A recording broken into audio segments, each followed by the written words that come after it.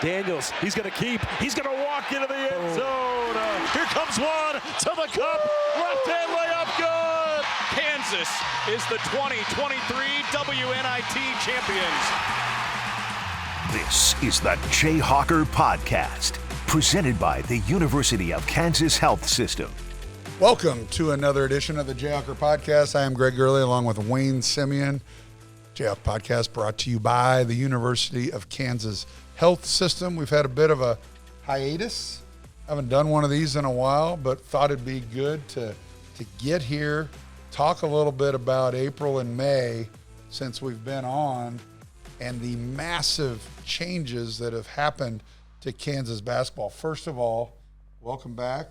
I know we see each other a lot. You like the two hands on that right there with the firm? Okay. Like horrible bosses too, where they kind of go, oh, nice touch. His arms are different than mine. But a lot has been happening. First off, I mean, what have you been up to? You're just back to dad mode, shuttling around your 5 kids. I saw you in the garage today with one of your daughters coming here for volleyball. Yeah, camp. that's right. Finished up the school year strong, just like everyone kind of around the metro area. Finished up in a great way here on campus with the students walking down the hill.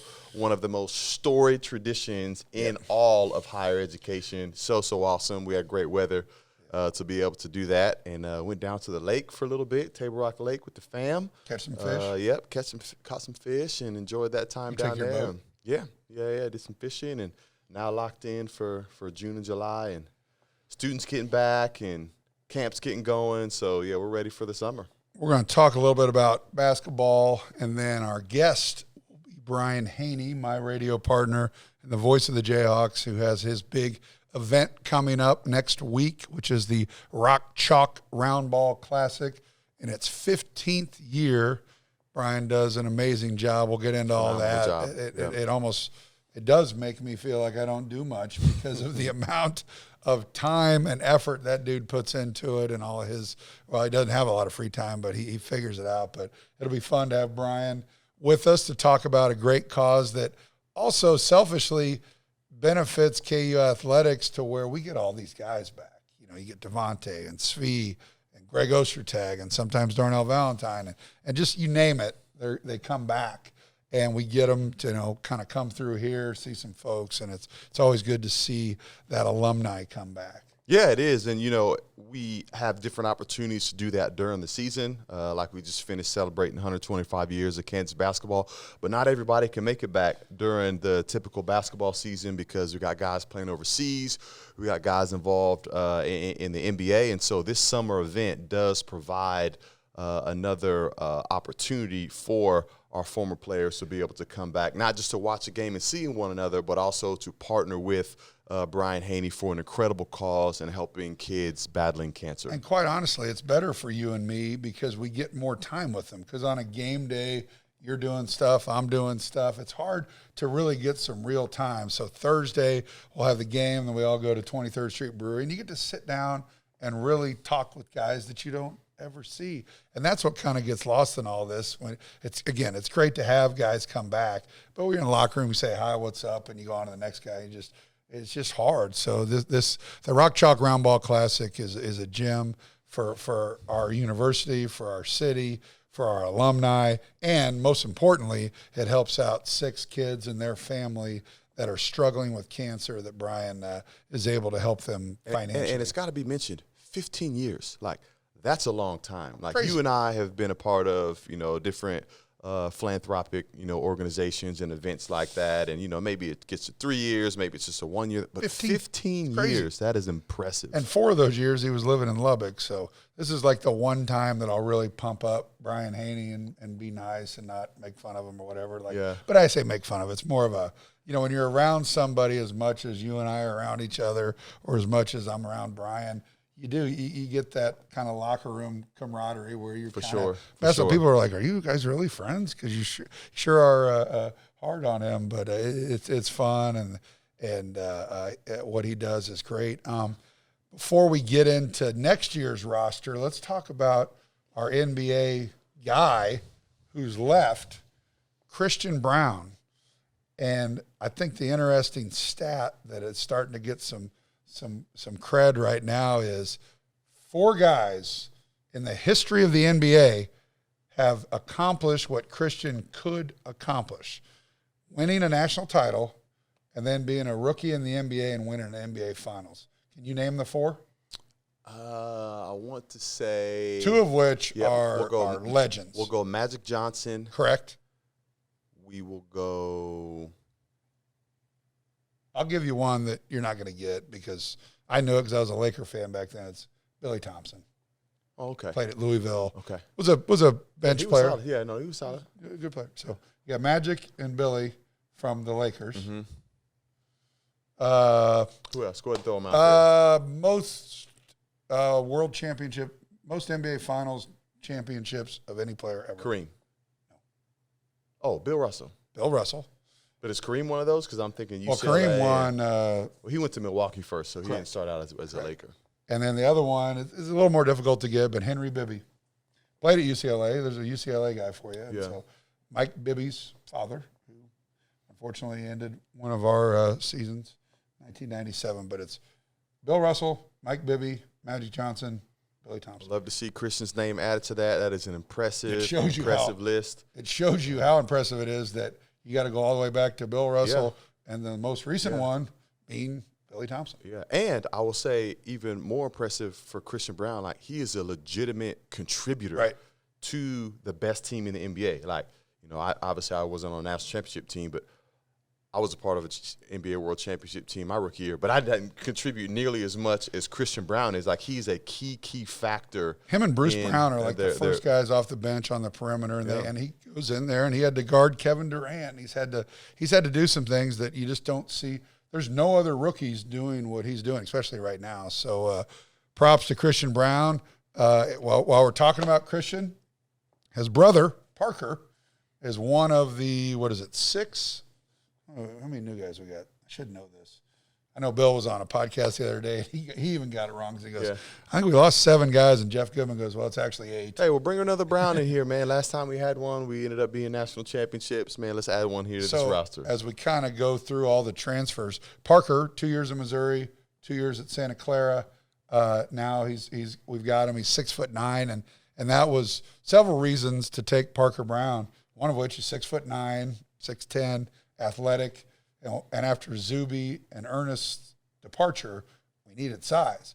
And Parker can shoot it. He's athletic, and he provides size. I mean, you got now we go to another big guy, Hunter Dickinson, the number 1 player in the transfer portal by a lot of accounts. 7'1". He's got some big old feet on him, size 18s. Skilled. Shot 40% from the 3-point line last year.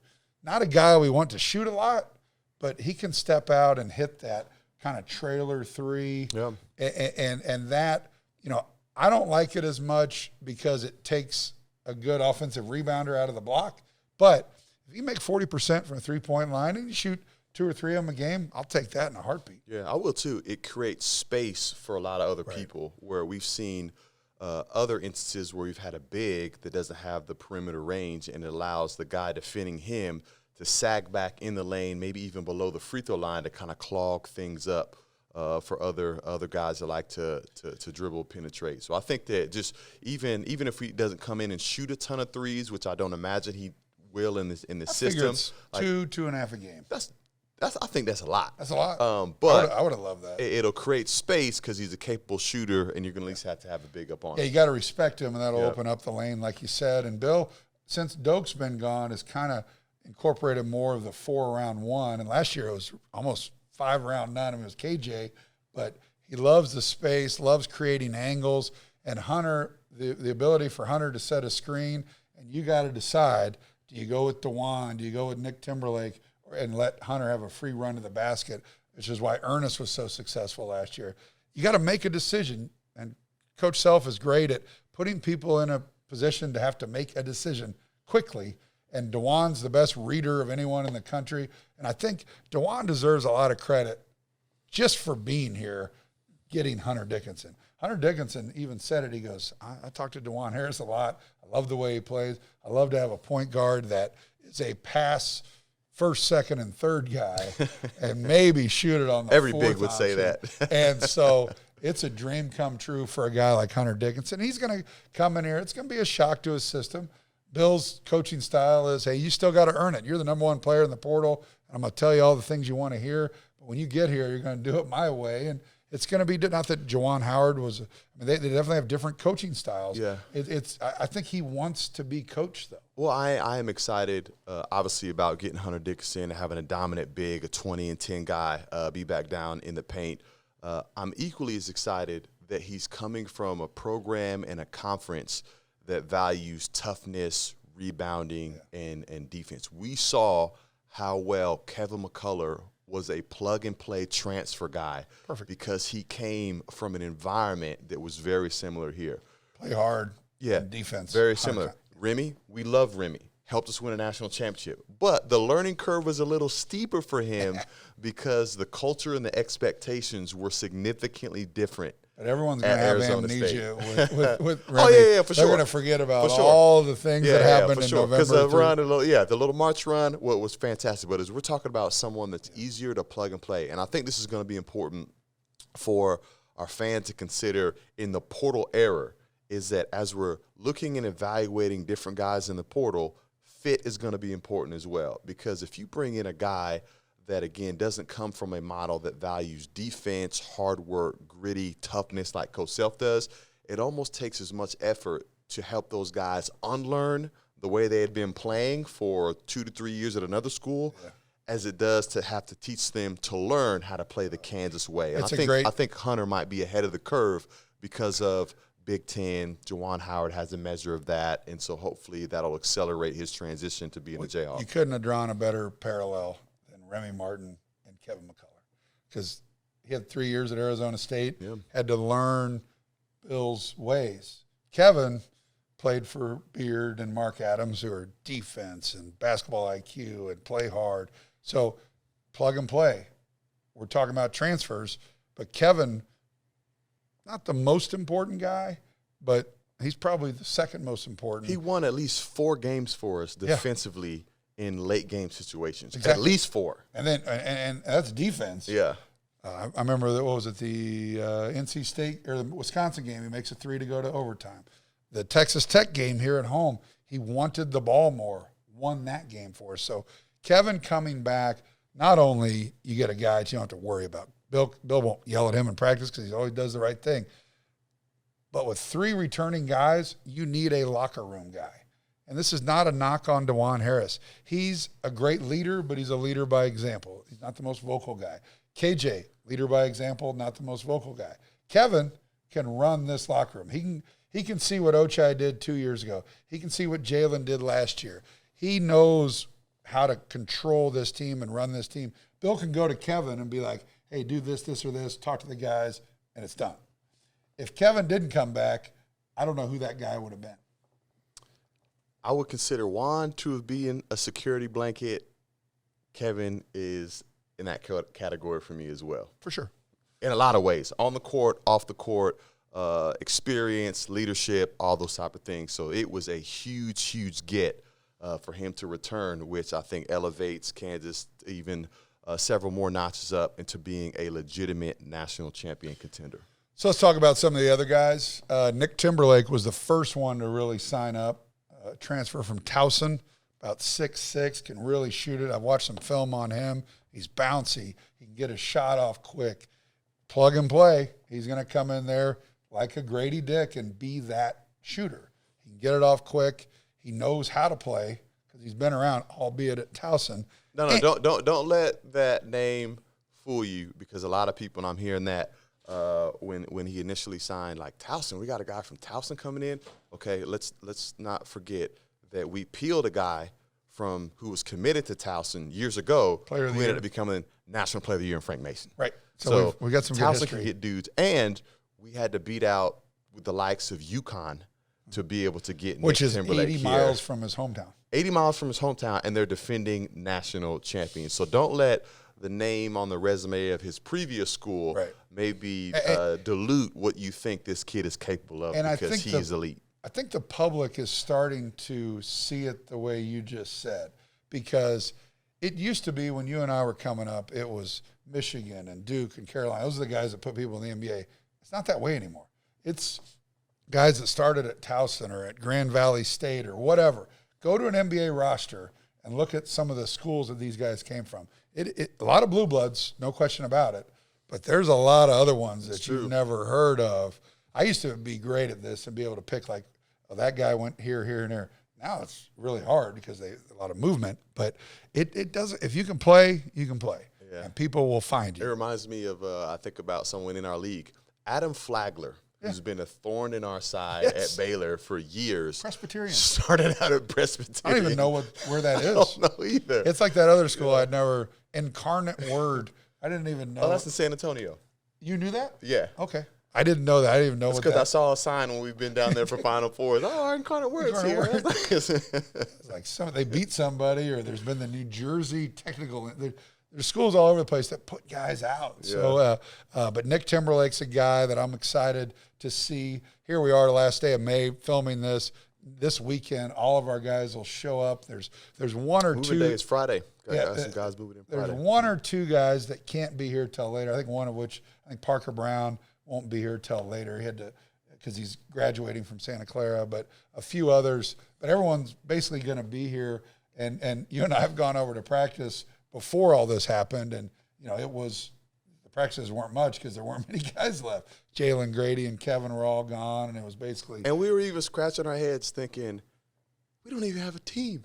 We can't even field a team right now. What are we going to do? This is no offense to Wilder and Jank, but you go to practice, and that's who it was. But it's so funny, and it just feeds into the theme. Feeds into the theme that Bill Self does not rebuild, he reloads. You and I are out all the time talking to people, and I had so many of this, and I'm sure you did as well. Like, God, what are we going to do? And my answer was always, all right, this is going to be his 21st year at Kansas. What in the past 20 years makes you think that we're not going to be okay? I mean, we've been a one seed. I think it's at one point 11 out of 17 years or 10 out of 17 years. A one seed. That's not Coach K. That's not Roy Williams. That's not Calipari.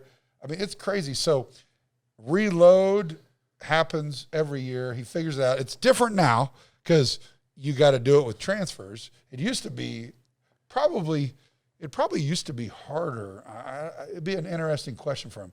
Was it harder in 2009 to replace everybody when there really wasn't the ability to just go pluck? Ooh, don't answer that because we're going to have him on here in a couple episodes, and that'll be a great question for him to chime in on. So you don't want me to answer it because Bill and I will have the same answer?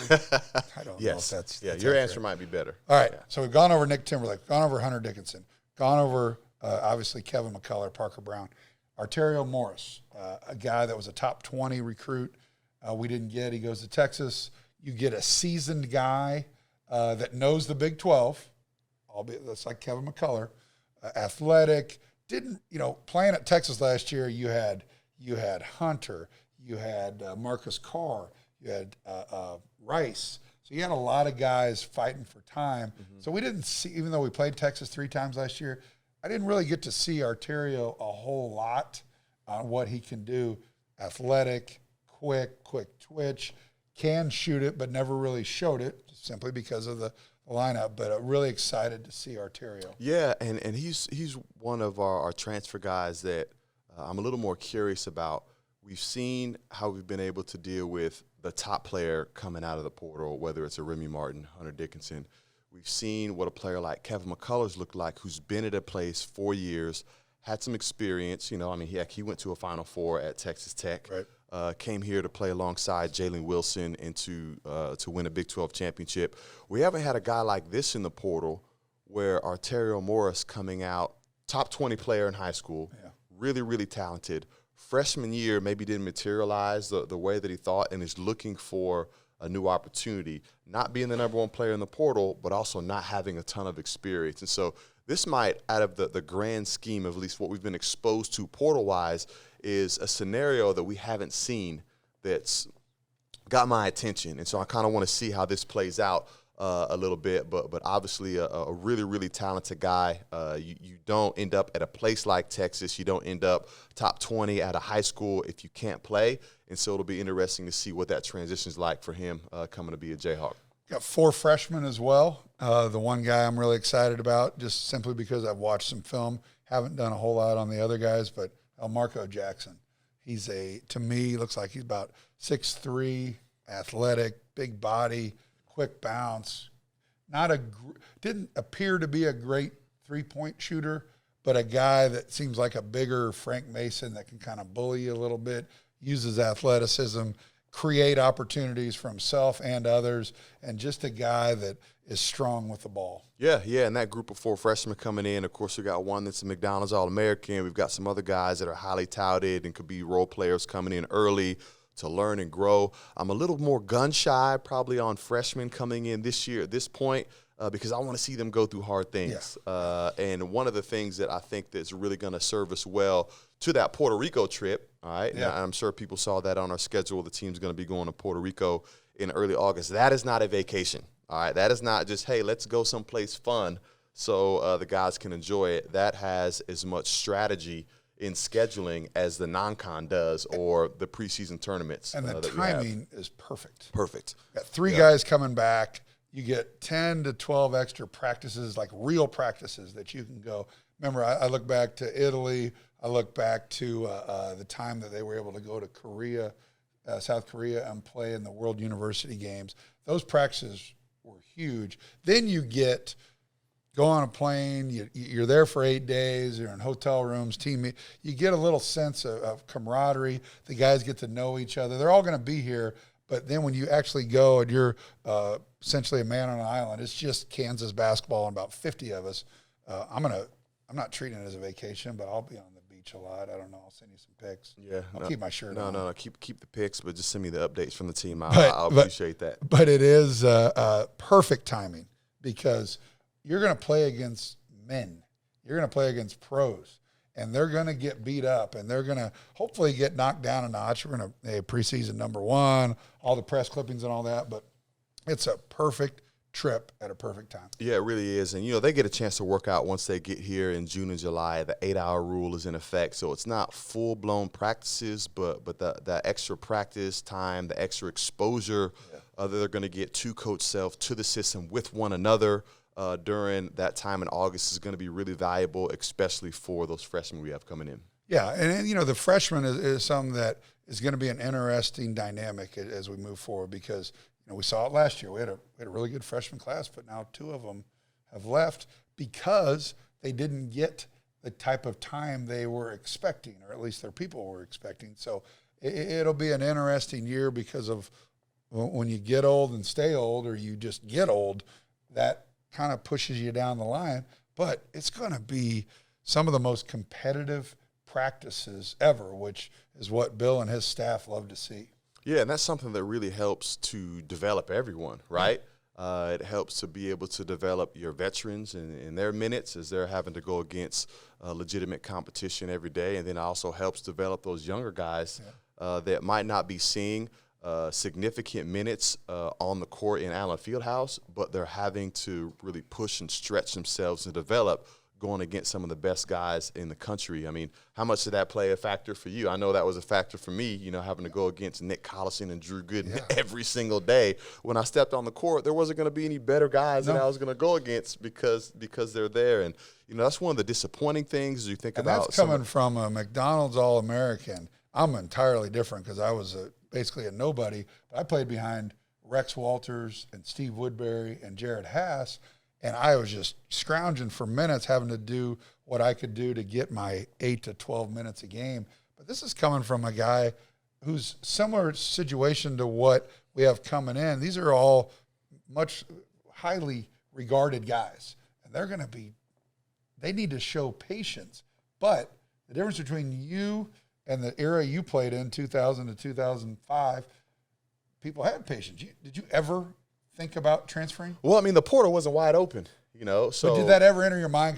But you're like, I'm playing behind Nick Collison. I'm playing behind real guys. Yeah, no, that wasn't the case. I think that's one of the more disappointing things as we think about some of the guys that moved on is they're missing out on that opportunity to develop in that way.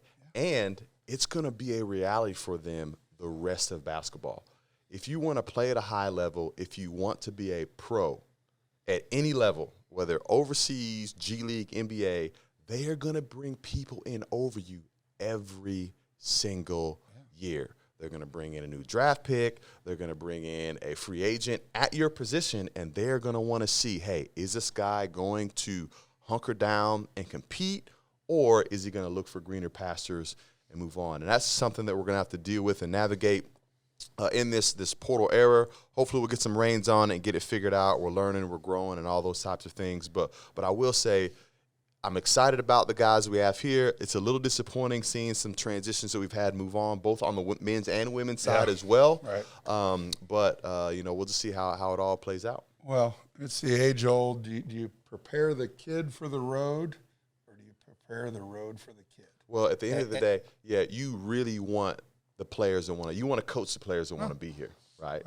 But to your point, you're not just going to find this, whether you go to, say, a like program like Kansas, a Duke, Carolina, Kentucky, or whatever.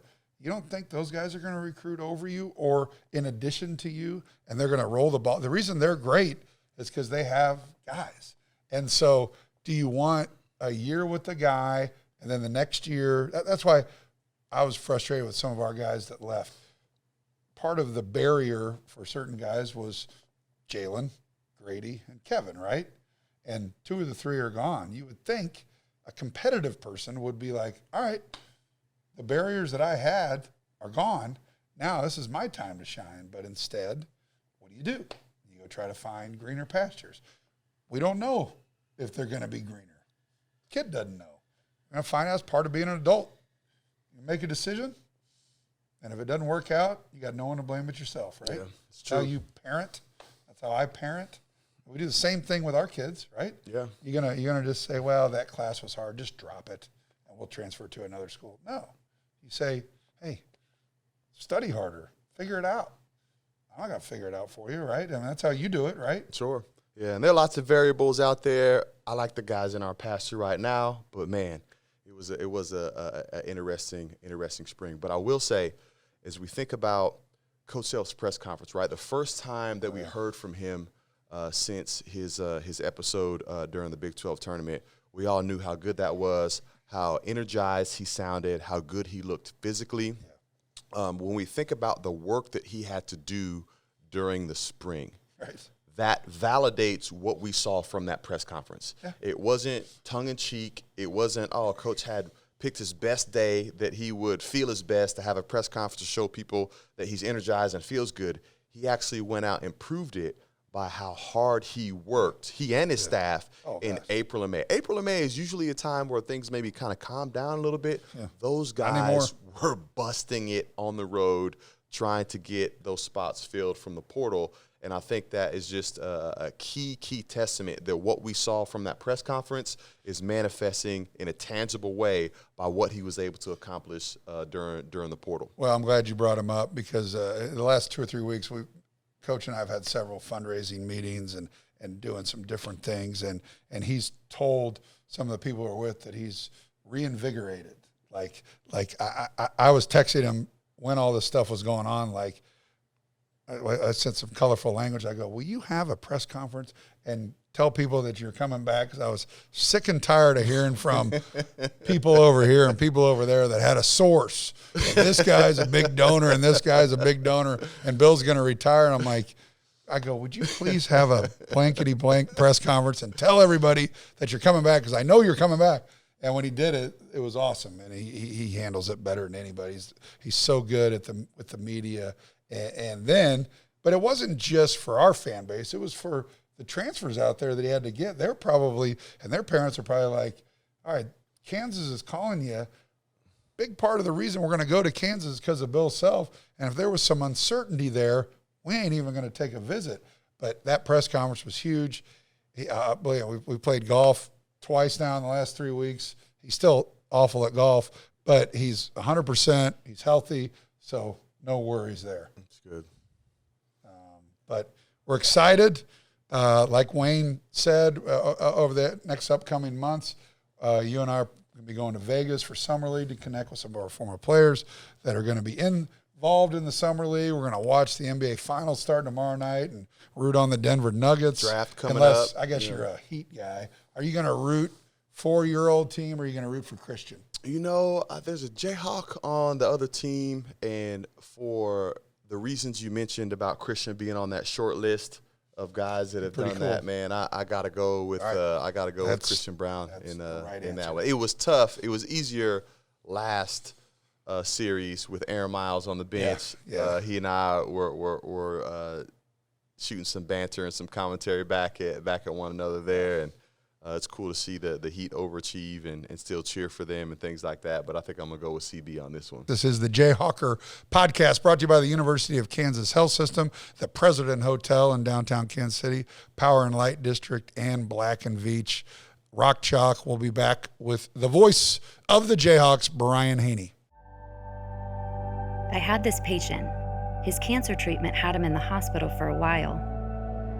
One day, he was telling me about his grandson and how a big night was coming up for him.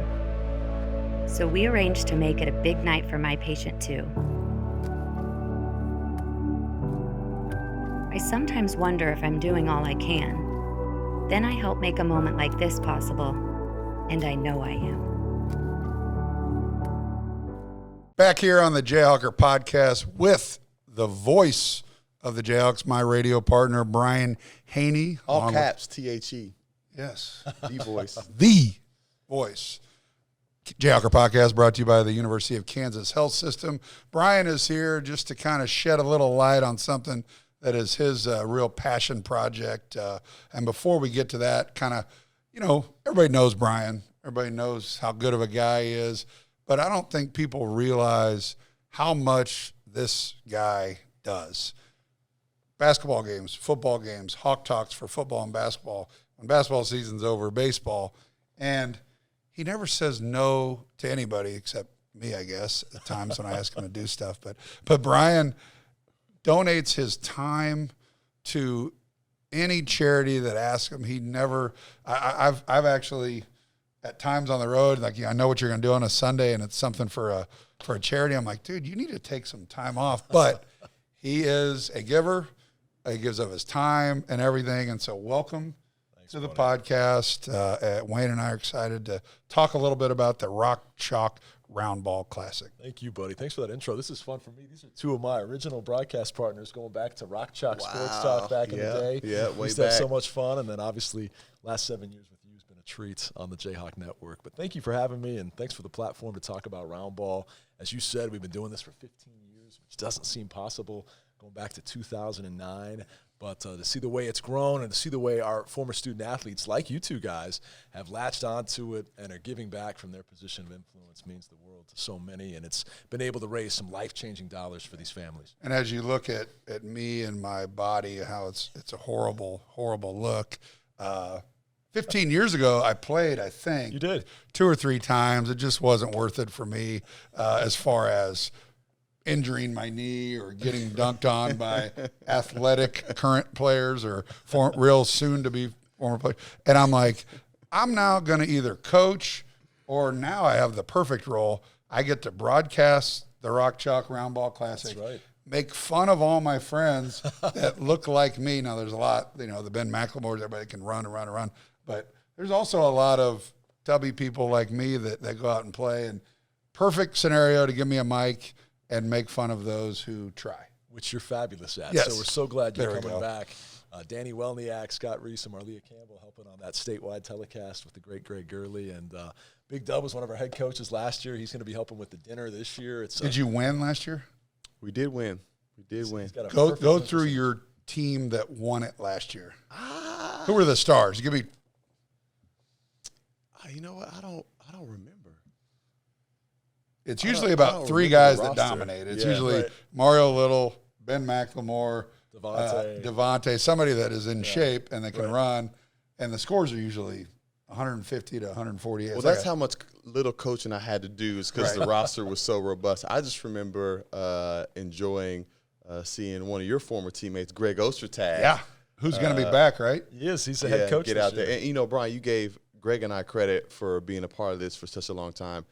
It's way too much credit because we're local guys, and we can just go down the street and show up. But we've got former Jayhawks that come across the country that rearrange their summer schedules just to be here. And I know there's a lot of effort on your part and the credibility not only for Kansas basketball but also this event. And so talk a little bit about the effort that some of these guys are making to be able to be here for the greater cause of helping these kids with cancer. Well, so grateful for that effort. And that's really when our game kind of took on a different trajectory. The very first game in 2009, we just pulled from guys in the Kansas City, Lawrence, and Topeka areas, and we had some pretty humble rosters of maybe 16 total guys, 8 on each side, $5 tickets, $1 hot dogs. Didn't make a whole lot of money that summer, but we realized that there was interest from some of these current NBA players to come back if we could just get them here. And so when we convinced the board, I think in year 4 or 5, to buy some plane tickets to get guys back, they were willing to come if we could just get them there.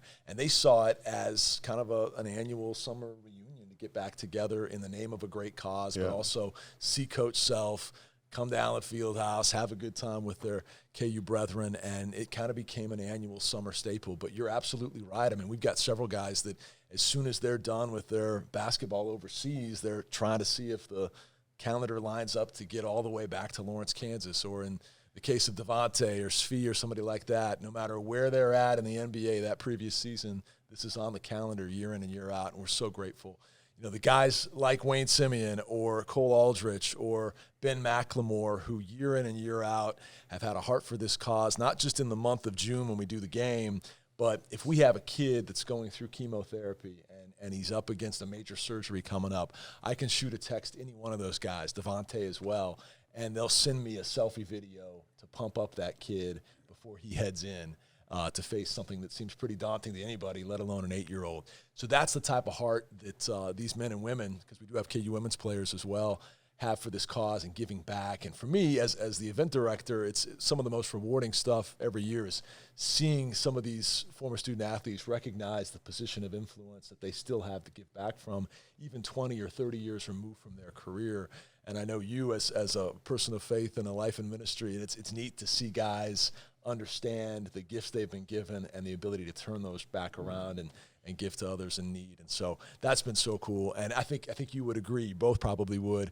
The game's fun, but as Dub just said, we can't even remember who was on the team. Maybe Jeff Graves hit the game winner, but the thing you always remember is when we line up those 40 or 50 players and we turn off the lights and we play the Chicago Bulls serious music that Jordan and Pippen used to come out to, and the PA guy gets on the mic, usually Eric Danielson or Hank Booth. This year we have Brian McKiernan who does the women's games. He'll say, at guard, standing in at 2 feet 4 inches tall, a 6-year-old from Topeka. And the kid gets celebrated like they are the star of the night, because you know what? They are. Really are. They really are. And that's the best part. Whatever happens in the 40 minutes that follow, so be it. But those intros, when you have the tunnel formed by all these All-Americans, and then here come these brave kiddos, that's the best part of the whole weekend. You know, the other thing you mentioned, that having all these guys back is so cool, their ability to give back. But they look at it, like you said, as a reunion. It's a reunion for Wayne and I to see some guys we don't see very often, and you get them back here.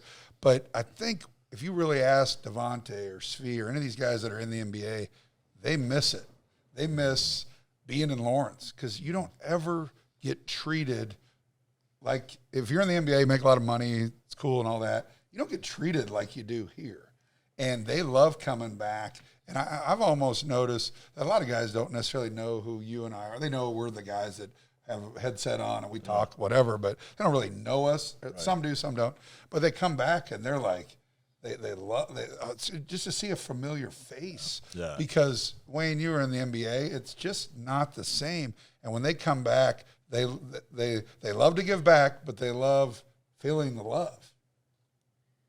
It's absolutely true. I mean, I can remember being in Miami, and no one thinks you're a big deal, even if you play for the Heat, even in our championship year, because you got J-Lo over here, you got Will Smith over there, you got Dante Culpepper, and a whole bunch of other all-stars and celebrities. And so when guys get a chance to come back here, not only for the camaraderie, not only for a good cause, but to just feel the love and appreciation and energy for what they were a part of here in Kansas basketball. It's something that really magnetizes and draws guys back, at least for one weekend in the summer. Yeah, and you can benefit from that. I mean, it's obviously for charity, but they get a little, pumped up themselves just to come back and help. But talk about the specifics. The game is next Thursday, June 8th. Friday, June 9th is the dinner. Mm-hmm. And then Saturday you do a bowling. So this isn't just a game. This is a 3-day event. Talk about some of the specifics, how people can be involved, how they can buy tickets. Yeah. If they can't make it, how can they give money? Is there a silent auction? Just kind of go through everything. Absolutely. Well, the dinner's almost sold out, but I think there's maybe one table left as of today at Rock Chalk Roundball Classic.com. We still have 6 or 7 bowling teams, and the bowling's a lot of fun because you'll have a celebrity on each lane, and that's a event for all ages. So you could buy a team and have your kids and your buddies out there, but you bowl one game, and then you switch celebrities with whoever's on the lane next to you. So you might get Greg Gurley for game 1, Wayne Simeon for game 2, vice versa, and that's the way it works. But it's really cool interaction. And I would say that of all the events that we do as KU basketball supporters and alumni and all that, there probably aren't many like this where you get the quality FaceTime with your former hero. I mean, I've got 2 people on my roundball board whose favorite Jayhawk of all time is Wayne Simeon, and they just love it that they get a chance. Wayne's parents? We would love them to serve on the board, actually, but no. But we you wouldn't believe the comments we get about how, oh my gosh, I got to spend 5 minutes talking to Big Dub, and he was so genuine and sincere. And that's the experience you get with the bowling and also the dinner. The Friday night dinner, there'll be a different celebrity at every table, and then we put 5 guys up on stage, and they tell the untold stories of KU basketball, which is always a ton of fun. Last year I thought it was fun. You brought up Greg Ostertag, a teammate of mine. We played all 4 years together. And he hadn't come back a lot, but he came back for this last year. And that was probably the first time in a decade or so. Yeah. And he was great up on stage. Because Greg can be, he's goofy, he's fun, but he got really sincere and talked about how cool it was. And we all think it was cool, but you just never really heard it from Greg. And I thought you had Greg up there, you had Tyshawn, Sharon, Devontae, Mario wasn't last year. It was okay, but Bill was up there. He was great. And then you were the master of ceremonies, guiding a lot of the questions that led to some hilarity. It's a ton of fun. It's so much fun, and I can't be there Friday or Saturday, but looking forward to the game. Again, the broadcast is cool because then, while you're doing it, you kind of forget stuff, but then when you go home and catch it on TV, it's fun just to kind of reenact and re-engage with a lot of these guys. Well, and where else ever would you have a format where you could see Darnell Valentine throw a half-court alley-oop to Ben McLemore? Yeah, generations. Right, you spend multiple Darnell generations. playing? Not this year, but he's played in previous years. He's the oldest Jayhawk to ever play in a game. Yeah. McLemore has the most famous alley-oop in roundball history, but it wasn't the one Darnell threw him. If I can tell you my favorite story real fast, we had a kid, it's been about 10 years ago now, named Levi Ross, who sadly passed away, but he had a terminal diagnosis at the age of 18, and he told us when we picked him for the game that his dying wish was to take a drive down Highway 1 down the California coastline, and that he appreciated being a part of the game, but realistically, he just really wanted to do that with his best friend before he passed away. And so I called Miles Schneer at Crown Automotive, who for 15 years has donated our half-court shot to win a car contest. And I said, hey, how do you feel about rigging this contest? And he says, what? What are you talking about? I'm like, well, here's the situation. And what we didn't know about Levi was, based on the location of his tumor, he wasn't able to attempt any kind of shot outside of maybe 15 feet. So we thought, how cool would it be, since this event is all about players teaming up to support these young kids, if he got to pick a player of his choice to team up with and throw an alley-oop. So we act like we're drawing names out of a jar, or ticket numbers or whatever, but we actually draw Levi Ross's name. And he has this daunting look on his face, like, how am I going to shoot from half court? And we said, why don't you shoot from the three-point line? You know what? Why don't you scoot even closer? Get up to the free throw line. I'll tell you what. Why don't you pick somebody to throw an alley-oop to? And if you complete the alley-oop, you win the car. He picked Ben McLemore. That's the right one to choose, right, that's for sure. No. Well, they both could have done it, but he chose Ben, who at the time was playing with the Sacramento Kings. He fires down a rim rock and alley-oop finish. It makes it all the way to SportsCenter as the number 3 play of the night. And Levi got the car, and he got his trip to California, and it was pretty special. So so many memories, and I think we can't stress enough, and I'll do it in the broadcast, but 2009, you were here in Lawrence, but what people don't realize, 4 of the years that you ran this game, you didn't live here. You lived in Lubbock, Texas. You were working for Texas Tech, and so the amount of time and resources and just personal capital that Brian and his board get out there to make this happen and raise money is just, I don't know how else to describe it other than it's monumentally huge for these kids and their families, and just for us to be a small part of it. But Brian deserves all the credit. I almost feel inferior because of he does so much, and I don't think it gets noticed. So please understand at the amount of time and effort and really, again, your time, because you're the busiest dude in the world because you say yes to everybody, and it almost makes me feel, I don't know about you, but like when I don't do something, he's usually the one that does it. Yeah, I got no problem saying no because I know usually Brian's going to come and come and save the day. But you talked about one of your favorite moments, and one of mine was last year, and it was a way that you were able to honor one of your longtime title sponsors, McDonald's and Tom and Marilyn Dobsky, where, you know, one of the unique things about this place is that we draw the best high school talent, and the best high school talent is most notably McDonald's All-Americans. Right. And so last year I remember you bringing up all the former McDonald's All-Americans and kind of gathering around the Dobsky family, who, you know, are obviously significant players in the McDonald's organization here in Lawrence, but also all across Kansas City and the Kansas area, to be able to honor them. And they have been anchor partners and sponsors for this event as well. And so honor and highlight some of those types of people that have been, you know, key sponsors and helping make this happen as well. Thank you for saying that. That was a fun moment because I think we're up to 51 McDonald's All-Americans all time here, and we had 10 or 11 of them that night in Lawrence. And it was one of those kind of moving moments where Tom looked around and he saw Wayne Simeon to his left, and here's Udoka and Sharon to his right. He says, you know what? I'm going to double my donation. Right there on the spot. He like whispers in my ear, just double that. And that's kind of what happens when you get a body of people with a heart for the cause like that together, and you get that type of momentum in the room. But I mentioned Miles Schnare from Crown. He's been a part of it from the very beginning. Brandon Graham with Jefferson's has been instrumental. His wife actually serves on our board. We're so grateful to have Post Andrea parties Graham. Usually at 23rd Street Brewery. We're up to go and shut it down. Players only party. Yeah. Now that's out here on the podcast, people are going to sneak out. But no, that's a good night. It'll help Matt out. It'll help our guy Matt out over there. Matt has donated that every single year. Yeah. 15 straight years. Oh, we take advantage. Yeah, we take advantage. Yeah, top shelf, everything. We had one guy last year ordered like 3 steaks to go. He didn't even stay. He's like, yeah, the whole family. You want to name that guy? Got it. No, you're not going to throw it out Who there. looks like he's had 3 steaks? But no, those are great examples. Johnny's Tavern in recent years has become a presenting sponsor of our dinner, so we're so grateful to the Renfro family and everybody over there. And, you know, people that have been there from the very beginning, like Terry Jacobson of Printing Solutions, they donate all of our printing of the jerseys and the posters and the tickets. This year we have a new jersey partner that we'll promote online later, but it's exciting to see people that, you know, the players give of their talents and their star power, but other people have other gifts to give. You know, with Greg, it's the broadcasting. You're giving your celebrity presence on Friday night, which we're so grateful for.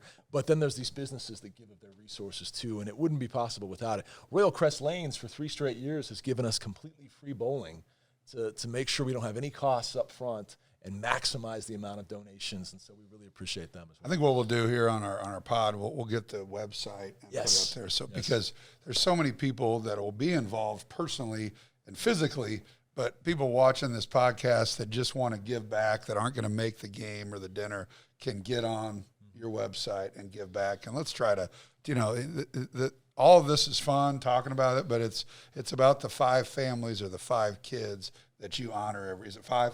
It's going to be 6 this year. 6 this year, okay. The 6th man. But we call it the starting 5, and then this year in our 15th year, the 6th man. And this is kind of cool. I don't think we've talked about this very many places, and I'm hoping Big Dub and Greg will help me with this because you guys genuinely are as good a player ambassadors as we have in connecting with the other players. But what we're going to do is we're going to set aside another piece of the pie that becomes a year-round benevolence fund. And then September through May, we're going to pick a different kid each of those 9 months, and they'll get to sit with a Wayne Simeon or Greg Gurley type player at a game, whether it's KU football, basketball, or baseball, and then they'll receive a $5,000 check at the end of the night. So they get that FaceTime and experience with the former KU star, and they get money. And these are not kids in the starting five. They're kids that were finalists but didn't make it. So we'll be able to benefit, a dozen more kids by the time it's all said and done. And also give them that experience. Because, again, it's about connecting with the KU stars that they love so much. Well, Wayne and I just got done talking about this new roster. Yeah. 3 guys coming back. 3.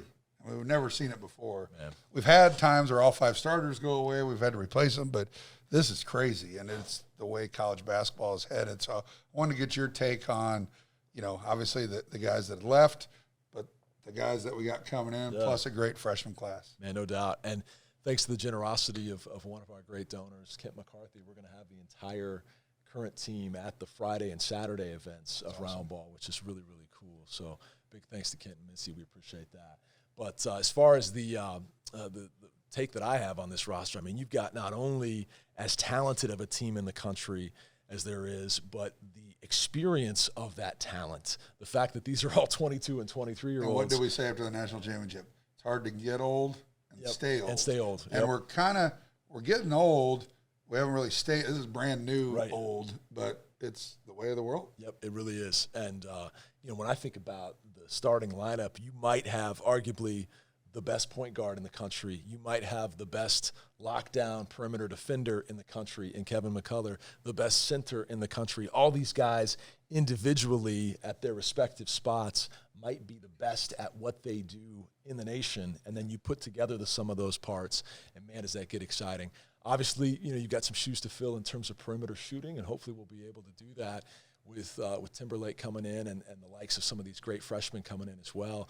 But really excited about the way the roster came together. I haven't had a chance to see a ton of Arturo Morris play yet, but excited about his athleticism and what he'll bring on the perimeter too. And because we played Texas 3 times and didn't get to see him a ton. As much, but there's a guy that was a top 20 recruit, goes to Texas. He gets 1 year under his belt and comes to us, and that freshman year is always tough. So not having him as a freshman is fine. You get him, he's a little more weathered and more of a vet, and you like that. We have a great freshman class. Yeah.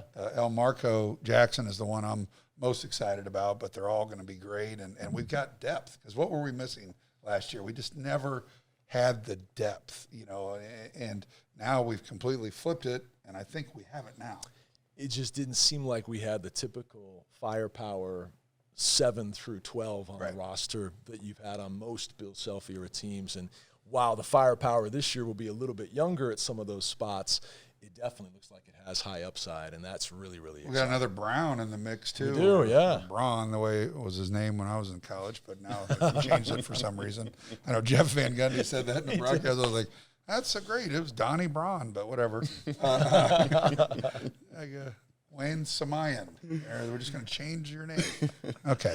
Anyway, but you ever call you Wayne Summers anymore? Remember the boom goes to dynamite? Yeah, just a boom goes to dynamite guy, and it's interesting. People bring that up from time to time. Wayne Summers. It's not a surprise that guy's broadcast career never took off. No one's ever heard of that guy again, except for that. Wayne Summers. But Parker Brown, who played 2 years at Missouri, 2 years at Santa Clara, Christian's brother, obviously, will be in the mix. Athletic, 6'9", guy can shoot, can run and jump. And the one thing we needed after the exits of Zuby and Ernest, I mean, you get Hunter, but you lose 2. We needed size, and Parker brings that. Adams will bring it. So we got a little bit, maybe not enough, but I think we always trust in Bill Self. Man, and the way that he and his staff have just crushed it this spring in recruiting, to see that invigoration out of Coach and his staff, the way they've attacked it, it's so exciting. And it's almost like being a general manager now. I mean, it used to be for years, all through when we were playing, you recruited kids for 2 or 3 years, and then you offered them a spot, and they either came or they didn't, and then you were done. And April and May were times to kind of retool and talk about your offense or defense or whatever. Now it's the complete opposite. You do sign some kids, but now April and May are, all right, I got to meet this kid on a Friday, offer him a scholarship on you get about 24 hours before you got to offer him, time-wise. It's just weird. It is. And then in some regards, you got to keep recruiting them throughout the year so that they're there for a second and a third year. It's like they're all operating on, a one-year agreement. But the culture we have here and, what they're seeing as opportunities to compete every single year for a national title, hopefully that, keeps guys for multiple years here, because who else in the country has been a 1 seed for as many times as we've seen Bill Self do it now? I went back and looked at Coach K's glory years, his best run, and we're looking, if you include 2020, where we would have been the one of 1 seeds, we're looking at a stretch of 1 seeds where it was, I believe, 10 and a 17-year stretch of 1 seeds, or 11 and 18 years. And the most that K ever had was 1 year shy of that. So nobody in the modern era has ever had this level of consistency for competing for national championships as a 1 seed on Selection Sunday. And so even though there was a lot of roster overhaul and as you said, only 3 guys coming back, the guys that are coming in realize if I come to Kansas, no matter how long my window is there, I'm going to have a chance that specific year to win it all, because that's what Bill Self does at Kansas. And on the wall behind us, I don't know if it's in the camera shot or not, you see the dominance at home. They're going to have a chance to play in college basketball's greatest arena with the greatest home court advantage for the best coach today in college basketball. And at other programs, you have to wait for things to kind of line up for a year to make a run at the title. At Kansas, it's literally every year. And thanks to another great spring of recruiting, next year is going to be one of those years too. And how about the schedule this year? We look back there and it's the Maui Invitational Surfboard. We're going, before Maui, we're going for 8 days to Puerto Rico, which is huge timing because of only 3 returners. They get 10 or 12 extra real practices with the brand new guys, which they'll all be here next week. Then you get, I think we're playing 3 games in Puerto Rico against men, there's a good chance that we lose, that we go 0-3. And that sounds crazy, but you're playing against the Puerto Rican national team, wherever you play against. They're pros. These are men. And it'll be great for us because it doesn't count. And it might just kind of – everyone's going to read the press clippings. All of our new guys are like, we're at Kansas, we're number 1. Yeah. And it'll be interesting to see what Bill and his staff really want out of this. I know what they want. They probably want to get beat, or they want to at least compete. And hopefully they pull one out. But we got Puerto Rico. Then we got Chicago. We play Kentucky.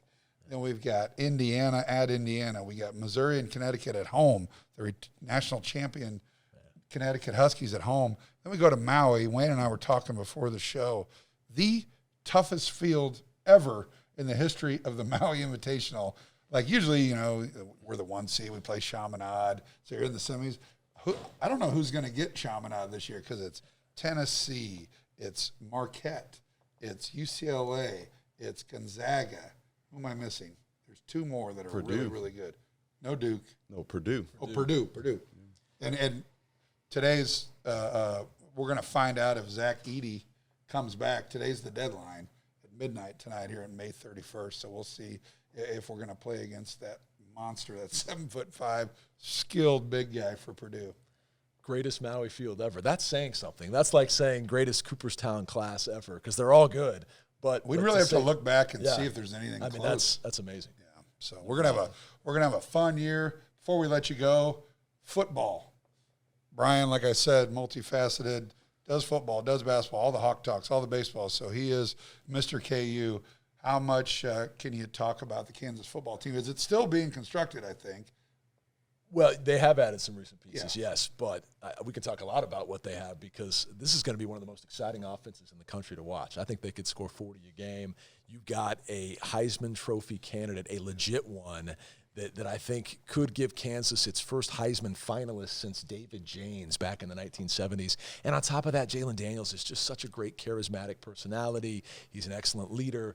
Love this guy as the face of KU football. But Lance Leipold has provided immediate structure and stability. And for the first time in 20 years, every assistant coach is back, which hadn't happened here in 2 decades. And so you've got the continuity in the coaching, the culture, the players are sticking and staying in a year and an era where everybody looks for greener pastures nowadays with the portal. Guys want to be a part of what Lance Leipold is building.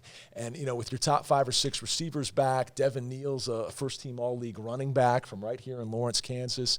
The defense obviously lost a couple of key pieces, most notably Lonnie Phelps on the edge, but I like what they've added in terms of defensive line and pass rush. Jeremy Robinson breakout year. Right. It could be. I'm ready. I love Let's it. go. I love it. And I think that coaching staff on the defensive side knows that this is an opportunity here to really take a big step forward. So we know what we have offensively. We think the defense is going to be much improved. And this is a team that has a great shot to compete for a Big 12 championship, which didn't even seem possible 2 years ago, let alone 10 years ago. And first and foremost, for all of you out there, we need more butts in seats. Come out and support these kids. Thursday night of Labor Day weekend, we've actually moved it. So it used to be on a Friday night, and some people just didn't come. They're going on holiday or whatever. But that game is now going to be 7 p.m. Thursday night leading up to Labor Day weekend. You got no excuses. Come and support. We play Missouri State, I believe, that Thursday night at Memorial Stadium, and it's going to be a great year. Got so many great opportunities. We got some momentum. You got continuity, like you mentioned. That's a huge deal. When Lance came here, he brought so many of his staff from Buffalo, and sometimes they fracture and they go get jobs elsewhere. 100% of our assistant coaches are back, to where we've had times that we've had quarterbacks that have played 4 years for 4 different offensive coordinators. Yeah. Same on defense. So to have that continuity, you still got to go out and perform, but that's a huge step. I think Earl Bostic has 6 different O-line coaches in the time he was here. 6. So it's crazy to think of the revolving door that it's been at times at certain position groups. But you know what? You've got a guy at the top that has made his commitment to Kansas. He wants to be here big picture long term. The staff enjoys working for him. They want to be here long term, and these players are firmly bought in as well. So it's an exciting time. And I know we're on the official KU podcast, and folks are going to think that we're being paid to say this. I genuinely believe it in my heart of hearts, and I think you guys do too. We may look back on this window of time we're in right now, 20, 30 years from now, and say, wow, that right there was a golden era in Kansas athletics, when you had Bill Self, Lance Leipold, Brandon Schneider coaching, Ray Bouchard, Mark Francis, Dan Fitzgerald, all these guys and gals, but Travis Goff at the top leading it all, bringing it all together. Those 5, 10, 15 years, that was a golden era. We might be living in the midst of it right now. And we're about to build a new football stadium. Right. I mean, that's coming. We're doing a ton of work here down Fieldhouse. We're in the men's basketball locker room right now, but there's a lot of stuff. We hear a lot of drills and saws going on right now for this Progress. Fieldhouse. It's progress, and like you said, it's going to be great. This is Brian Hanni, the voice of the Jayhawks. Rock Chalk Roundball Classic next Thursday, June 8th. We're going to have the website down below. What's the website? RockChalkRoundballClassic.com. Get there. If you can't make it, give back. It goes to 100% of the money goes back to the kids and the kids' families that are struggling with this awful disease. Looking forward to Puerto Rico. Yeah. We're looking forward to the game. Looking forward to Puerto Rico, Maui. We're going to travel all over the world together. It's going to be great. And then another bowl game. And another bowl game. Second time in KU football history. Back-to-back bowl seasons. That's what's at stake this year. We all believe it's going to happen. Can't wait for the year ahead. Well, this segment with Brian Hanni brought to you by the President Hotel, downtown Kansas City. Call Philip Stranad. Check out the downtown hotel that is the one, the President Hotel. We stayed there during the Big 12s. It was great until the championship game, but we couldn't have asked for a better place to call home. Walk everywhere, stay and play. Give Philip Stranad a call at the President Hotel. This is the Jayhawker Podcast, brought to you by the University of Kansas Health System. I am Greg Gurley. This is Wayne Simeon and Brian Hanni. Rock Chalk.